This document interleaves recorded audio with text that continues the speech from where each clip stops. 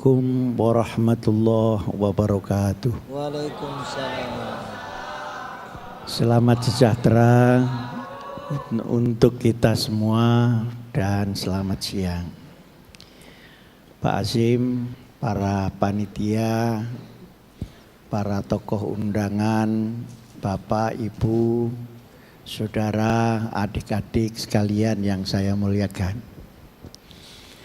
Berbicara tentang Pancasila, kemarin saya silaturahim dengan Bu Mega.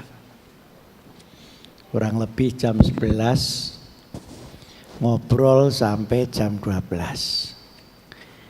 Ya tidak untuk apa-apa karena sudah lama tidak berjumpa, begitu saja. Di belakang ini ada gambarnya Bung Karno, pencetus Pancasila.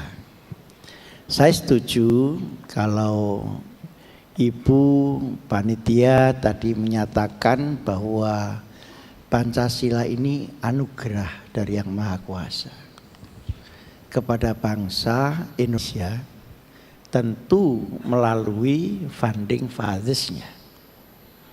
Antara lain yang paling menonjol adalah Bung Karno, setelah ada serapan-serapan dari tokoh-tokoh yang lain.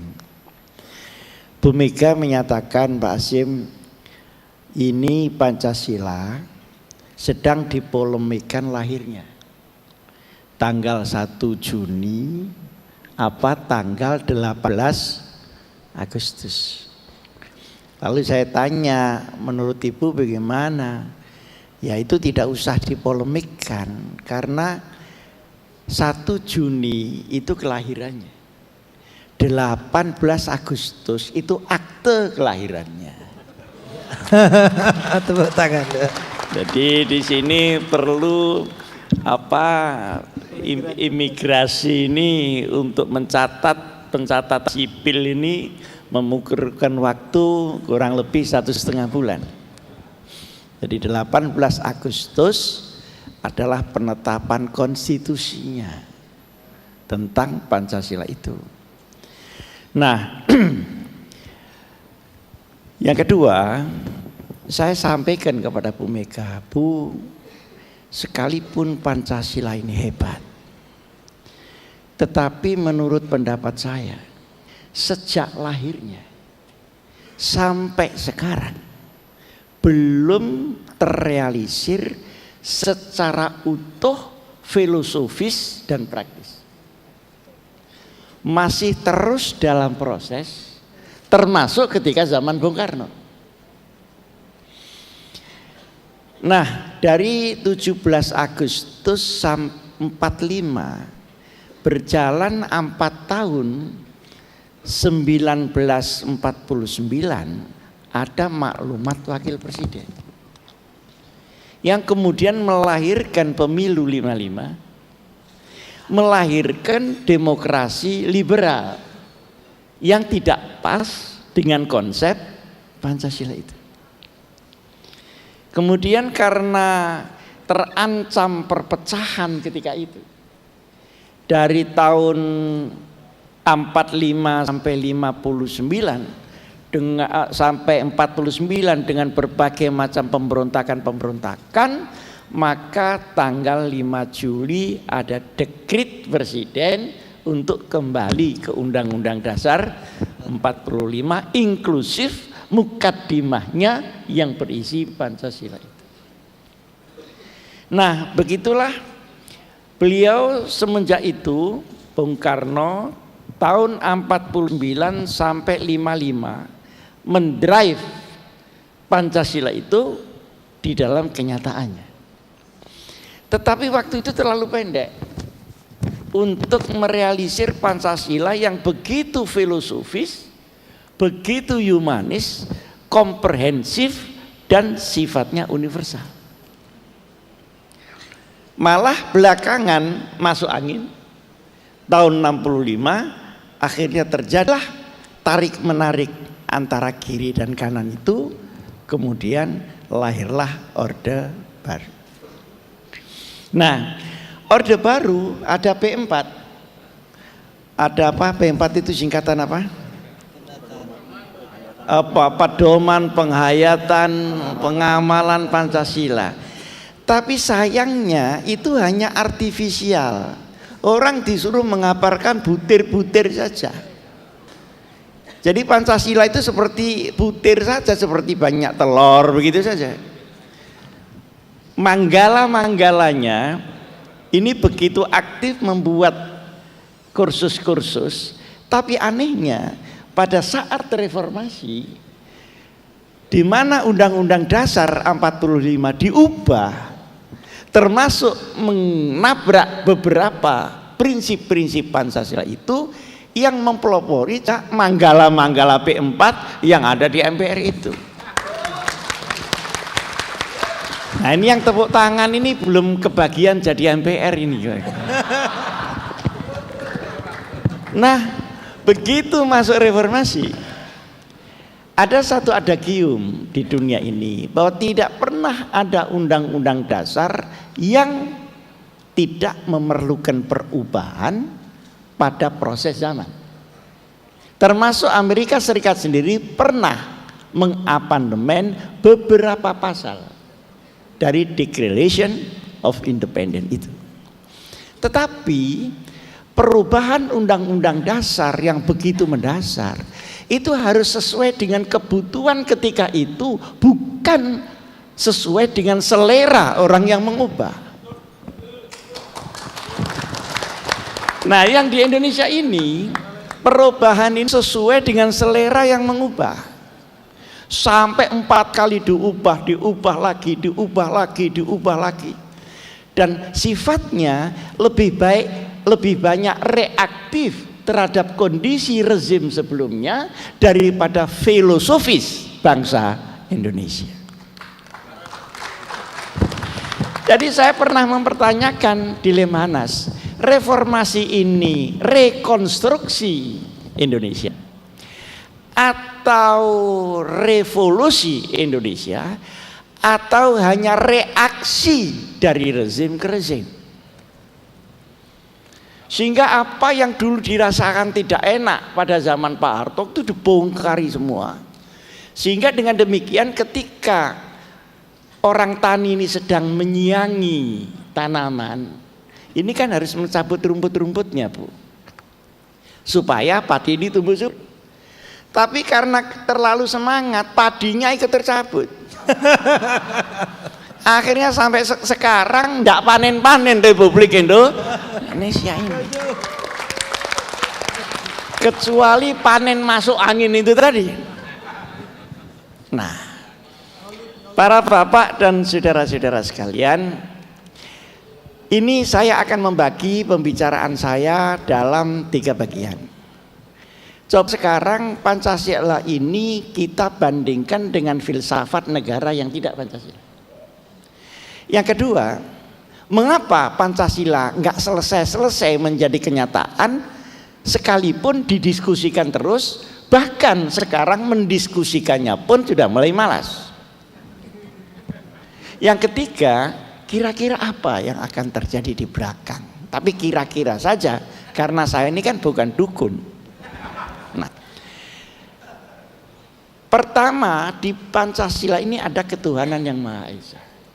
Artinya apa? Dia, Indonesia bukan negara ateis, bukan negara sekuler, dan bukan negara agama. Karena kalau negara ateis, dia tidak percaya kalau Tuhan ada. Dia anti Tuhan. Aneh juga, sesuatu yang tidak ada kok dianteni. Bukan pula negara sekuler, karena membiarkan orang untuk beragama atau tidak beragama. Tidak pula menjadi negara agama karena teks agama tidak menjadi konstitusi, tapi value universalitas agama yang dikemas dalam konstitusi nasional itu sebagai umbrella untuk seluruh bangsa Indonesia. Nah, sekarang mana contohnya? Tadi contohnya kan per negara. Nah, saya akan memberikan contoh ya sekedarnya aja. Sekarang kita lihat negara Eropa Timur yang semenjak 70 tahun yang lalu menyatakan diri sebagai negara komunis, negara ateis, dan agama tidak boleh hidup. Dia berumur 70 tahun.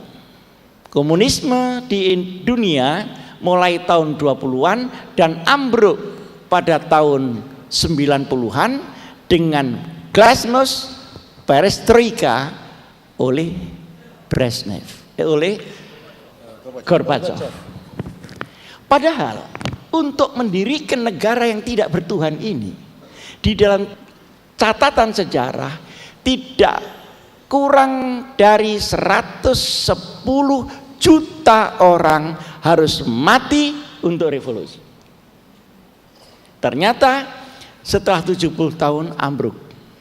Saya baru saja ke Moskow, baru saja ke Pittsburgh, bukan Johannesburg. Kalau Johannesburg itu kan bal-balan. Ini Pittsburgh, kira-kira 3 jam dari Moskow. Di sana matahari paling 1 bulan itu tampak 1 minggu aja. Yang 3 minggu itu tidak ada matahari. Oleh karenanya saya ingin mengajak ulama-ulama ke sana supaya nanti tahu kalau di Pittsburgh itu ru'yah hisabnya ngaturnya seperti apa.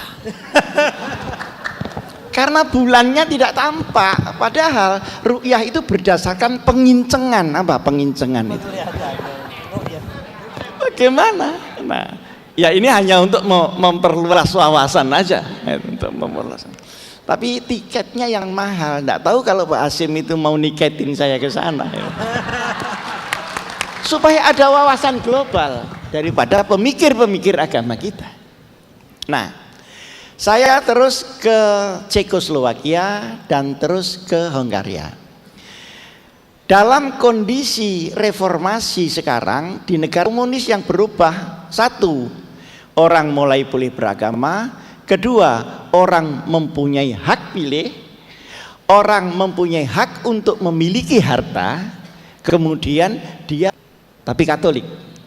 Nah, kemudian Islam itu nomor 2. Saya ketemu keduanya. Sekarang ini 60.000 masjid dibuka di Rusia, sementara 127.000 gereja dibuka. Tapi masyarakat Rusia masih mikir-mikir, Tuhan ini ada betul apa enggak? Begitu sekarang. Jadi kemarin waktu apa? Lagi tenanan reken guyonan. Jadi waktu zaman komunis itu sudah divonis Tuhan tidak ada dan tidak boleh diadakan. Ini waktu komunis. Setelah reformasi ini iya ya, Tuhan itu ada apa tidak ada gitu. Jadi antara ada sama tidak ada. Artinya apa? Bahwa ateisme hanya bisa bertahan 70 tahun, tidak lama. Karena bertentangan dengan jiwa manusia yang paling dalam, maka dia akan rontok. Sekarang masuk ke Eropa Barat. Eropa Barat menggunakan sekuler. Jadi sekulerisme itu adalah soft atheism. Nah, di situ antara agama dan negara dipisah. Jadi tidak boleh ada kebaktian Katolik di mana? Istana, di kabupaten, itu tidak boleh. Dan tidak boleh deket-deket sama undang-undang negara di sana. Undang-undang undang-undang, agama adalah agama. Dan itu diterima oleh bapak-bapak yang mayoritas Katolik, baik yang di Vatikan maupun yang di Eropa Barat. Apa yang terjadi? Di negara yang sekuler ini akhirnya pelan-pelan agama itu sendiri dihancurkan oleh sekularisasi itu. Banyak norma-norma agama yang dihancurkan melalui undang-undang. Misalnya, kita masuk di Copenhagen, di situ ada Denmark. Kita masuk di Norwegia, kita masuk di Austria. Undang-undang perkawinan itu enak Pak di sana. Laki-laki boleh kawin dengan laki-laki. Perempuan boleh kawin dengan perempuan. Laki dan perempuan juga boleh kawin laki dengan perempuan. Saya itu mikir, agama apa yang memperbolehkan itu? Pasti dilawan oleh Katolik, dilawan oleh Kristen, tapi terjadi oleh parlemen yang beragama Katolik itu. Nah, saya itu mikir kalau perempuan kawin dengan perempuan, saya tidak bisa membayangkan. Tapi kalau laki-laki kawin dengan laki-laki, itu mau apa dia coba? Ini mau kawin apa mau olahraga? Pedangan. Atau mau... Nah, sehingga secara tidak sadar tokoh-tokoh agama yang melepaskan balon sekularisasi ini, dia satu ketika akan dimakan oleh sekularisasi itu sendiri. Berarti tidak cocok. Nah, Agamanya undang-undang. sekarang masuk lagi, saya ambil negara agama. Tadi belum disebutkan apa Timur Tengah, karena beliau tidak pernah ke Timur Tengah. Beliau itu lah ya, artinya tidak mendalami masalah Timur Tengah.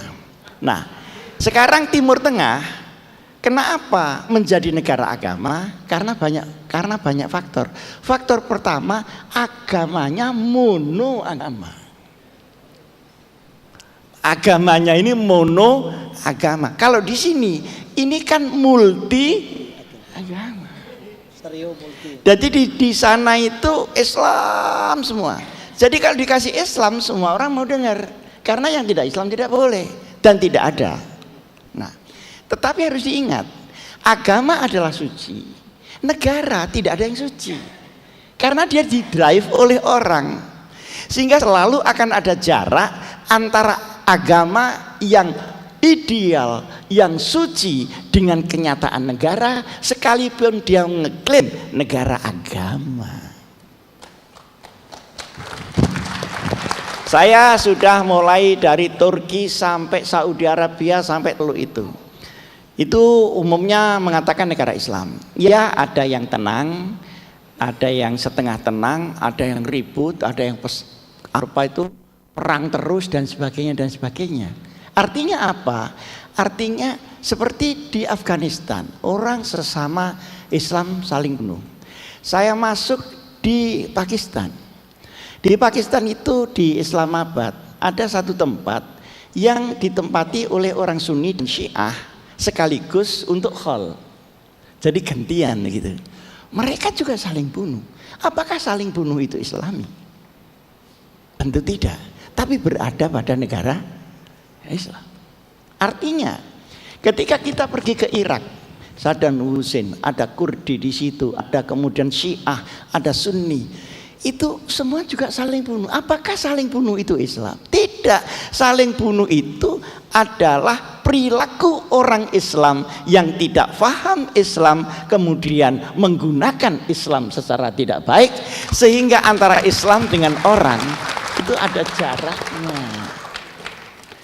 Nah, saya alhamdulillah kalau pergi ke Timur Tengah sebagai sekjen ICIS ini, pekerjaan saya mendamaikan ini orang-orang Syiah sama Sunni yang ribut ini. Saya datang ke Lebanon, 150 ulama, 75 dari Sunni, 75 dari Syiah. Saya pidato di situ. Mereka mau mendengar karena yang pidato itu NU, Pak. Kenapa? Lha tenan rek. Jadi kenapa? Karena mereka tahu kalau orang NU itu Sunni. Nah, karena orang NU Sunni, orang Sunni pasti mau dengar. Orang Syiah mau dengar karena sudah terkenal NU Hasyim Muzadi itu tidak pernah mencaci maki Syiah.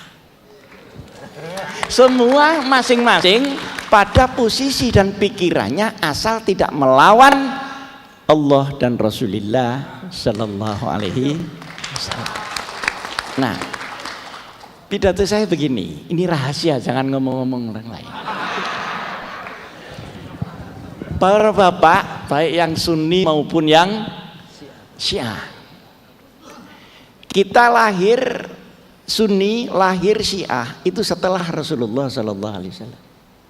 Setelah sahabat, baru di situ ada perpecahan Sunni dan Syiah. Loh, kalau surga itu hanya ditempati orang Sunni saja atau orang Syiah saja. Terus tempatnya Rasulullah yang sebelum itu di mana? Mikir juga ini serbannya itu, Pak. Mikir juga. Jadi saya minta dibedakan antara dogma agama dan pemikiran orang terhadap agama. Dibedakan. Mana yang mutlak dan mana yang relatif. Nah, sekarang Indonesia pakai Pancasila. Ketuhanan yang Maha Esa artinya negara ini karena multi agama, ada Kristen, ada Katolik, ada begini, maka yang dinaikkan itu jangan teks salah satu agama, tetapi nilai universal dari seluruh agama ini kemas di dalam ideologi negara Republik Indonesia. Nah, intinya itu pada ketuhanan yang Maha Esa ini. Tapi penjabaran ketuhanan yang Maha Esa dalam ritual dan dalam action ini tentu berbeda, tapi semua percaya kepada Tuhan. Yang kedua, sholat dan ibadah bisa beda, tapi seluruh agama kan minta makmur, minta adil, minta pinter, minta bersatu. Itu kan sama. Maka yang beda tidak usah dipaksa sama, tetap yang sama jangan sekali-kali dibedakan. Maka rumusannya menjadi ketuhanan yang Maha Esa, tapi tidak sekuler. Artinya agama-agama ini dilindungi. Ada orang merusak gereja, jangan dibiarkan, ada pidananya. Ada orang menginjak Quran, ada pidananya. Artinya negara tidak acuh tak acuh, tapi tidak mengatur kepada ritual agama. Ini kan luar biasa, Pak. Lah anehnya orang luar biasa itu, orang Indonesia ini yang luar biasa dibuang diganti yang ecek-ecek. Kita ini orang Indonesia punya rasa minderwaardigheid kompleks karena terlalu lama dijajah, Pak. Jadi kalau kita pergi ke Arab itu belum 2 tahun, kalau pulang itu lebih Arab dari Arabnya, Pak. Lalu ya maaf barangkali itu lalu pakai pakaian yang matanya tinggal kelihatan matanya tok, kan tambah medeni, Pak. Dan itu melanggar HAM. Melanggar HAM kenapa? Dia bisa lihat kita, kita nggak bisa lihat dia gitu. Padahal itu budaya Arab, bukan syariat. Nah, budaya Arab itu sudah ada sebelum Islam. Nah, syariat itu boleh membuka muka, membuka tangan, tapi jangan membuka celana. Jadi ini kacau, Pak, kacau. Dan ini ternyata bukan hanya yang pergi ke Arab, yang pergi ke Amerika sama saja, Pak. Ke Amerika belum 2 tahun, itu pulang lebih koboi daripada George Bush, Pak. Gayanya, pikirannya seakan-akan tidak ada yang lebih baik daripada Amerika. Dari mana dia itu? Itu hanya karena minderwaardigheid kompleks. Dan ini tidak hanya melanda saudara-saudara yang tepuk tangan, tapi ini melanda intelektual kita dan pemimpin-pemimpin kita. Sehingga konsepsi keindonesiaan itu lalu dicampakkan begitu saja. Jadi Pancasila bukan negara agama, bukan negara sekuler, dan bukan negara ateis. Jadi adalah negara yang bukan-bukan. Negara yang bukan.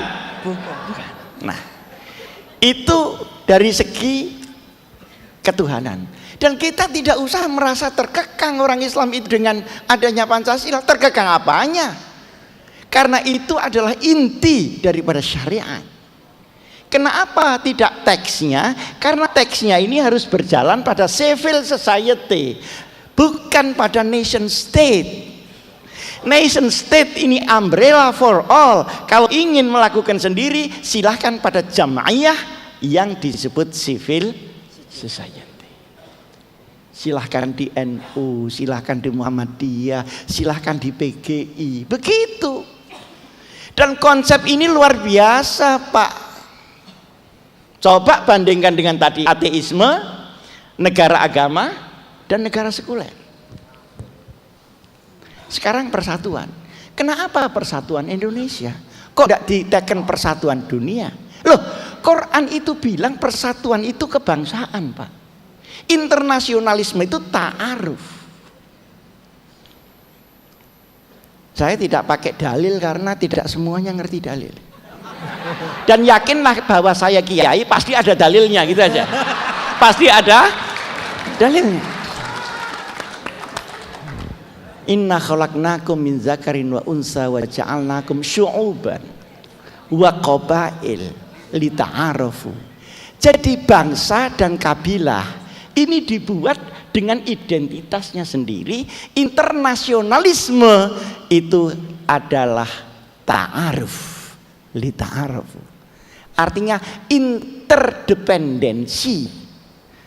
Tetapi masing-masing mempunyai dependensi sendiri yang harus dihargai. Jadi hanya negara yang berkebangsaan yang bisa bangkit menjadi negara besar. Kalau tidak akan menjadi negara kuli, termasuk Indonesia. Siapa bilang, Pak, Amerika itu tidak nasionalisme egois? Siapa bilang?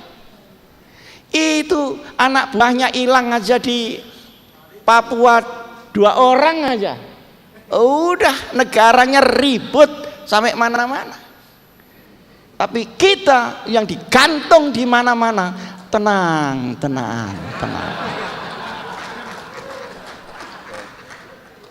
Jadi tidak ada itu. Jadi persatuan Indonesia bukan anti internasionalisme. Karena persatuan kebangsaan itu adalah azali secara filosofis. Nah, kemudian ada kemanusiaan yang adil dan beradab. Perhatikan, Pak, seluruh agama mulai dari teologi bergeser kemudian ke ritual, bergeser kepada pengabdian sosial, ujungnya kan mesti kemanusiaan, Pak. Jadi diambil ujungnya saja, Pak, bukan diambil sholatnya begitu. Diambil ujungnya. Jadi hanya agama yang berhasil, yang sampai kepada kemanusiaan, maka ara'aitallazi yukadzibu. Ini yang tidak ngerti tenang saja. Kamu pengen tahu ya orang yang mendustakan agama, kaya agama tapi dusta, bahwa mereka yang beragama tidak sampai kepada kemanusiaan. Itu masih ditambah lagi yang adil dan beradab. Kalau tidak berpakaian masuk Facebook itu adab apa enggak? Nah, adil inilah maka posisi Indonesia harus non-blok. Tidak boleh pro barat, tidak boleh pro timur, dia harus menegakkan kebenaran. Jadi Indonesia haruslah memperkuat yang benar, bukan membenarkan yang kuat. Hari ini kita sedang terkesima untuk membenarkan yang kuat, tetapi kurang memperkuat yang benar. Dan itu bukan hanya salah kita, hukum kita pun masih begitu. Kalau orang korupsi sedikit, insya Allah gampang tertangkap. Karena tidak bisa diratakan, Pak. Jadi kalau mencuri itu sekalian besar, rata jadi aman, begitu loh.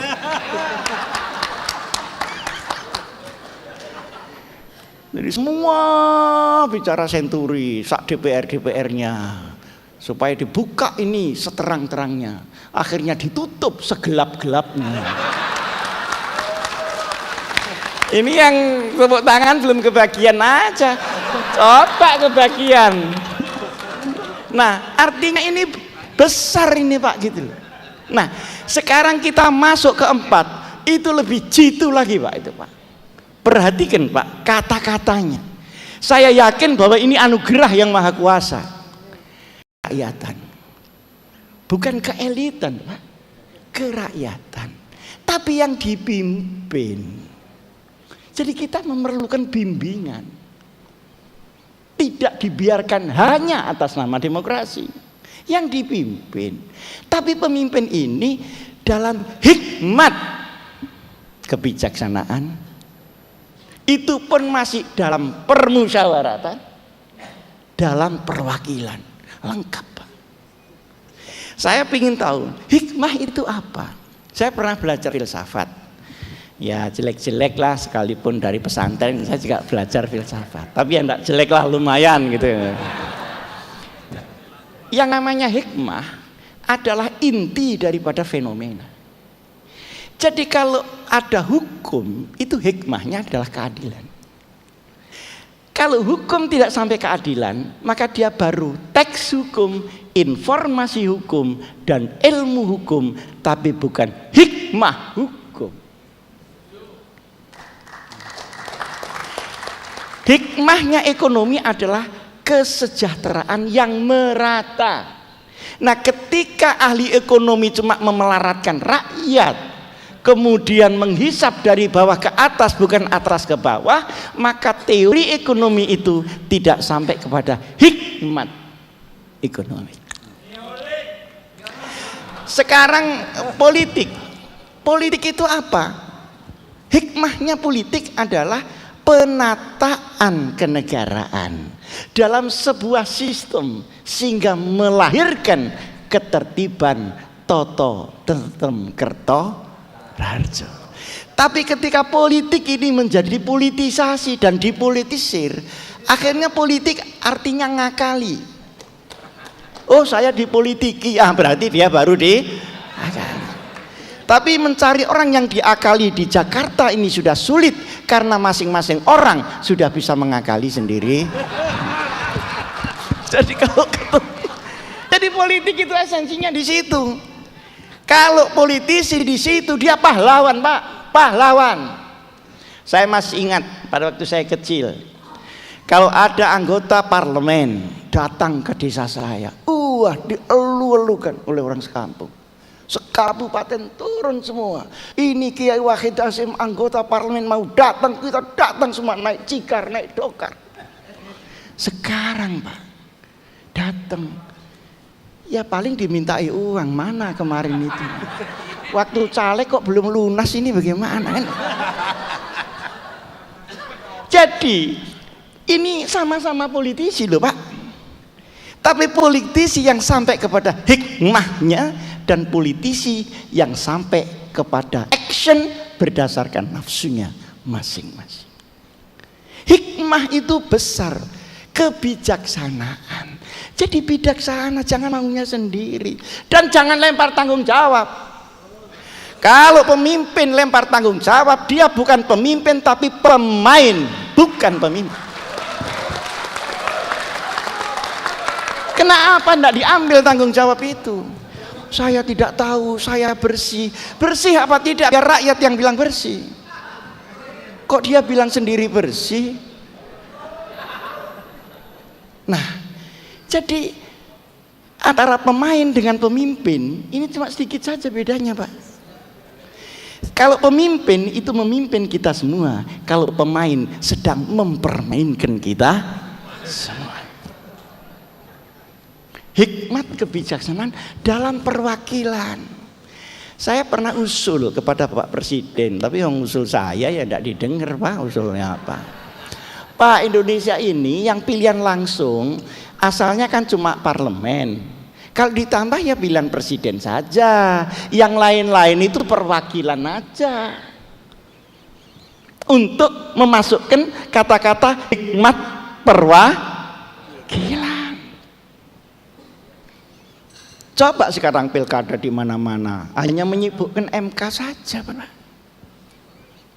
Kata Pak Mahfud, 67% pilkada bermasalah.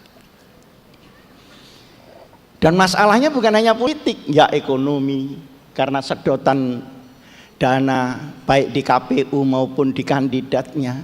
Belum orang-orang itu tidak mau milih kalau tidak 20 ribuan. Itu saja kalau dinaiki orang pindah, Pak. Ini bukan pengalaman loh ya. Atau dari sana diterima, akhirnya dia tidak milih, Pak, karena mangkel. Nah, ini kan sebenarnya kita mengingkari filosofi kita sendiri.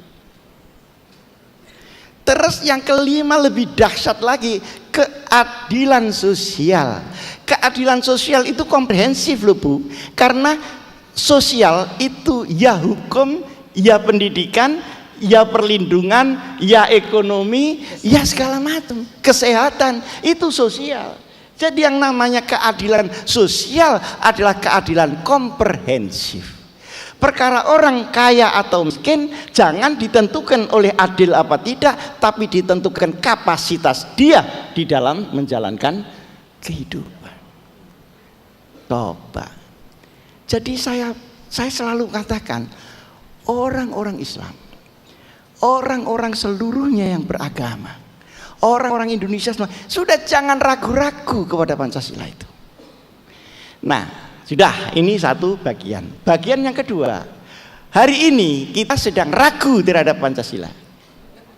Alasannya ternyata dari hari ke hari Pancasila tidak bisa menyelamatkan Indonesia. Kita sedang ragu terhadap Pancasila. Alasannya ternyata dari hari ke hari Pancasila tidak bisa menyelamatkan Indonesia.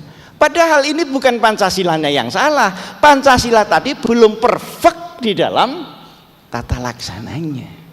Seperti yang saat tadi saya katakan kepada Ibu Mega dan disetujui. Inilah masalah-masalahnya. Cuma setiap filosofi bangsa tidak bisa selesai dengan sendirinya tanpa diwadahi sistem kenegaraan yang menjamin terselenggaranya filosofi itu. Nah, yang menjamin terselenggaranya ini undang-undang dasar. Kurang banyak kasih undang-undang. Kalau harus diubah itu yang mepet saja, yang memang sangat diperlukan saja. Karena kondisinya memang sudah mendesak.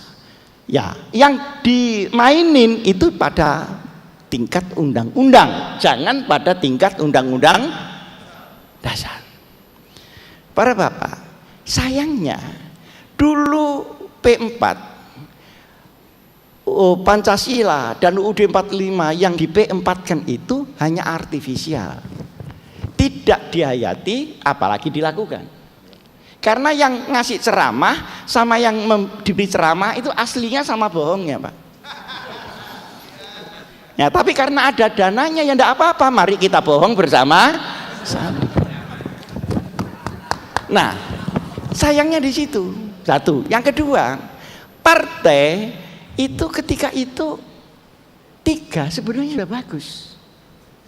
Tapi karena tidak dikasih bagian wewenangnya tersentral di atas, sementara 3 partai itu hanya legalisator, bukan legislator, maka terjadilah dobrakan reformasi itu. Jadi masalah-masalah sejarah ini harus diberitahukan kepada anak-anak muda. Tidak ada negara di dunia yang maju tanpa civic education. Tidak ada. Ambil mulai Australia sampai Amerika. Semua negara dia punya civic education. Untuk dia tahu sejarah bangsanya. Untuk dia tahu kemana saya akan memimpin bangsa ini. Dan apa karakternya. Sementara sekarang tidak diajarkan atas dasar demokrasi. Dan demokrasi sekarang sudah menjadi industri, namanya industri demokrasi. Kenapa? Karena dia lahir pada saat rakyat masih miskin, Pak. Sebenarnya kalau rakyat cukup pangan, cukup sandang, cukup ekonomi, cukup pendidikan, cukup kesehatan, cukup perlindungan hukum, demokrasi itu akan datang secara natural pelan-pelan. Tapi ketika dia di drop dalam keadaan orang itu susah makan, Pak, maka demokrasi akan ditukar dengan sembako di mana-mana. Wassalamualaikum warahmatullahi wabarakatuh. Ya, terima kasih.